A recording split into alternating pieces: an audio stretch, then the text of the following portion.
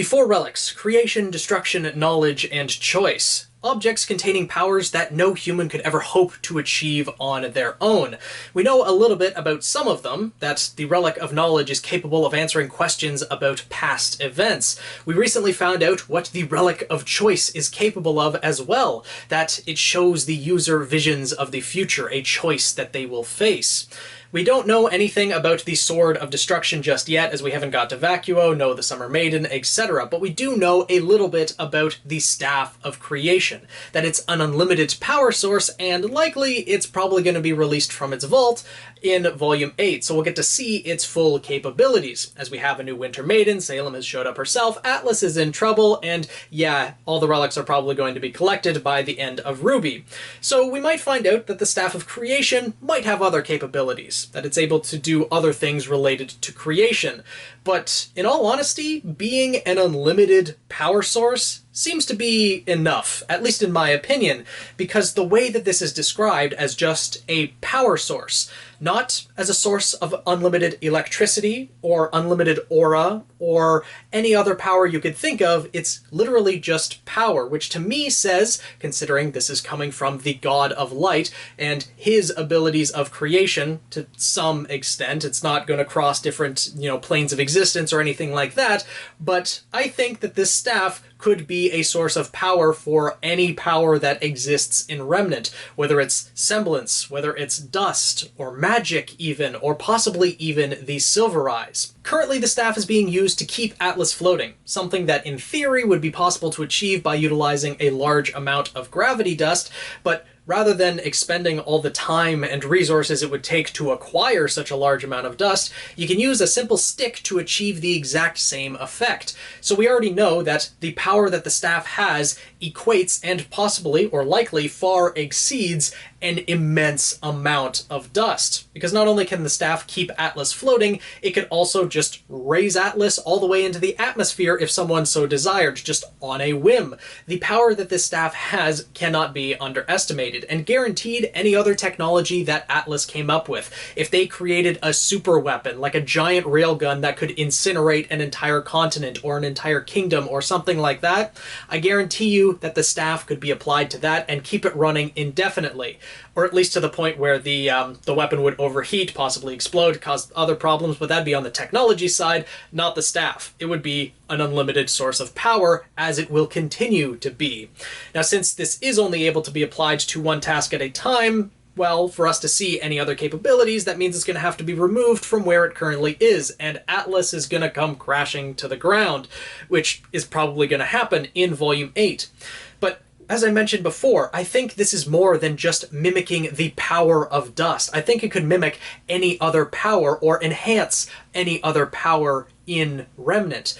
If the power emanating from the staff could imitate aura, could imitate magic, or just imitate a power similar to the God of Light, I think that this staff could resonate with other abilities. If this could enhance a semblance, then it would be something way more massive than Jean's aura amp could be capable of. Because Jean has a massive store of aura, but it is still finite. I don't think we've actually seen the limits of what he's capable of utilizing his aura and aura amp, but still, the staff being an unlimited source of power would far exceed that.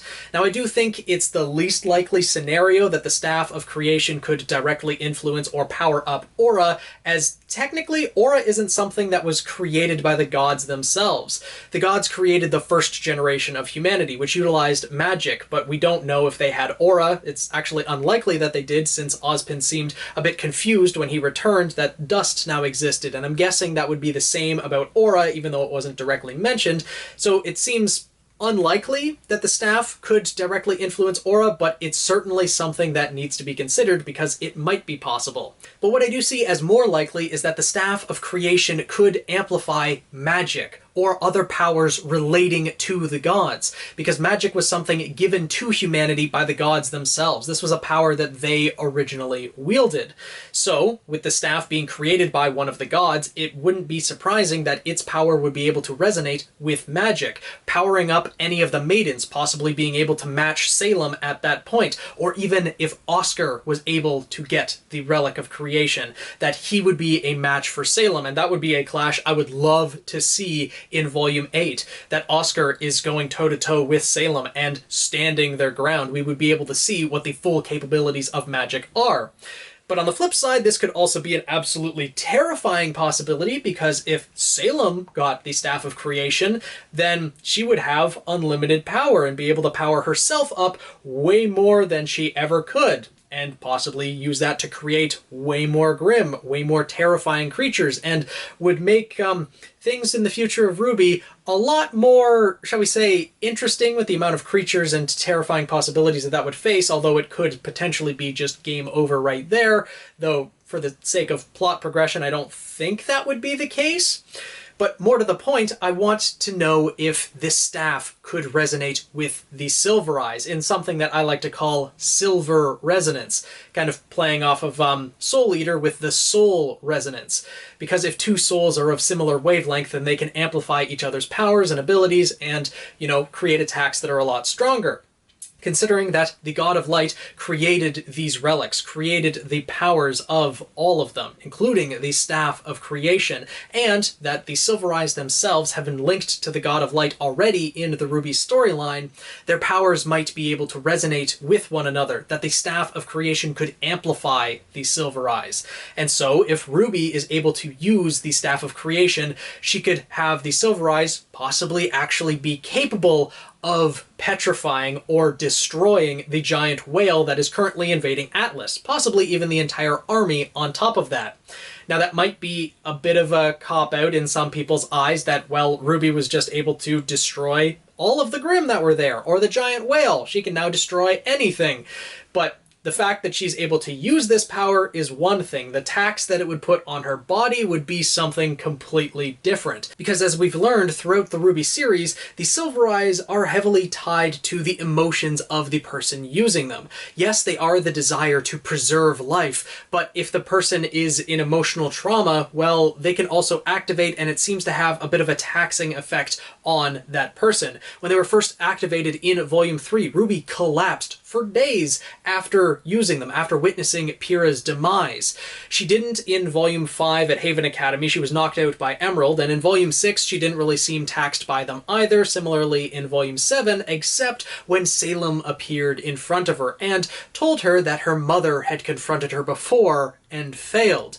When that happened, RWBY started freaking out. There was emotional turmoil going on in her mind, and her Silver Eyes activated in response to that.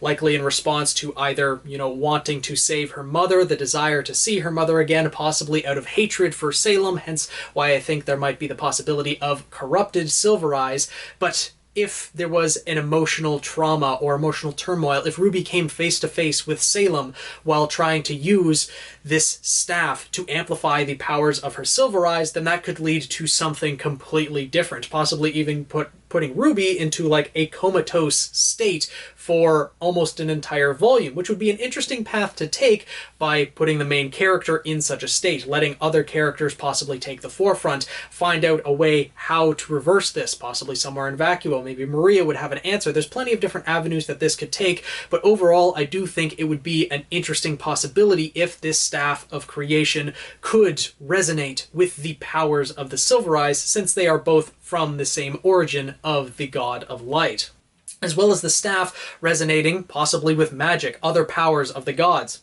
Maybe with aura, but we do know at the very least that it is capable of mimicking the abilities of large quantities of dust, and we still need further clarification on how it is able to do that. Because the power of the Staff of Creation itself doesn't seem to have any elemental attribute with it. It's not inherently gravity or fire or earth or wind or ice or anything of that sort.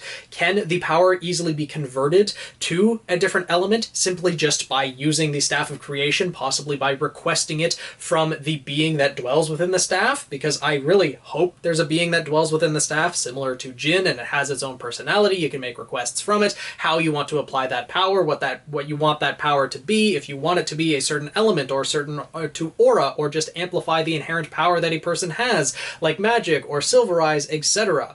Or do you need like a small gravity crystal that the staff is kind of implanted into, and then it amplifies that dust crystal to the nth degree, and so that a dust crystal the size of one's palm, like the crystal that was launched from the Petrogigas in Volume 7. If the staff was placed in a gravity dust crystal that size, could that be enough to raise the entirety of Atlas, that there's just that much power emanating from it, that it needs to be put through kind of a filter of sorts to create the gravitational power? Like, there's still a lot that we don't know about the Staff of Creation, but the fact that it is just power in and of itself, that's all it's been described as, leaves open so many possibilities in my mind, and the power of this Staff of Creation seems absolutely immense. But let me know your thoughts down in the comments below. Does it seem likely that the Staff of Creation can do more than just mimic the abilities of dust? That it could potentially go into boosting or giving more power to people who use magic? Could it amplify the silver eyes? Could it amplify a person's aura?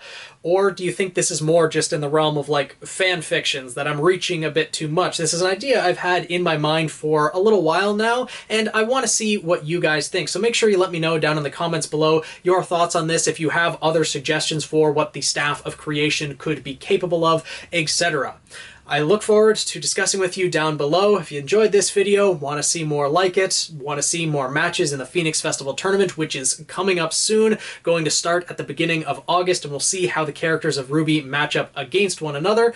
I'm really looking forward to that. Hopefully you guys are too. Make sure to subscribe and join the Guild of the Eternal Flame. Tweet me at Phoenix Knight 7, join our Discord server, and I'll see you guys in the next video.